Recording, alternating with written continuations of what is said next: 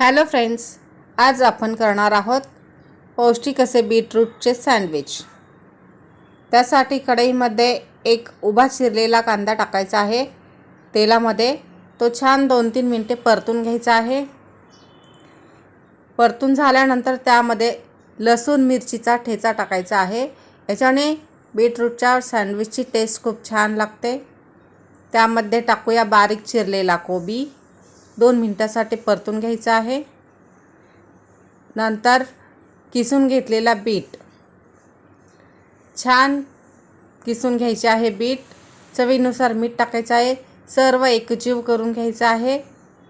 5 मिनिटांसाठी झाकण लावून ठेवायचं आहे। त्यानंतर टाकूया सँडविचची टेस्ट वाढवण्यासाठी त्यामध्ये आपण टाकून घेऊया मेयोनीज, चाट मसाला आणि शेजवान चटणी।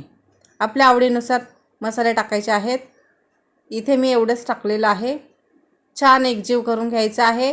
हे मिश्रण थंड करायचं आहे। त्यानंतर ब्रेड घ्यायचा आहे। ब्रेडला छान दोन्ही साईडने बटर लावायचं आहे आणि आत्ता तयार केलेलं मिश्रण याच्यामध्ये भरून घ्यायचं आहे आणि तव्यावरती थोडंसं बटर टाकून छान आपले सँडविच दोन्ही साईडने शेकून घ्यायचे आहेत। खूप पटकन अशी होणारी रेसिपी आहे आणि एकदम चटपटीत असे सँडविच तयार होतात।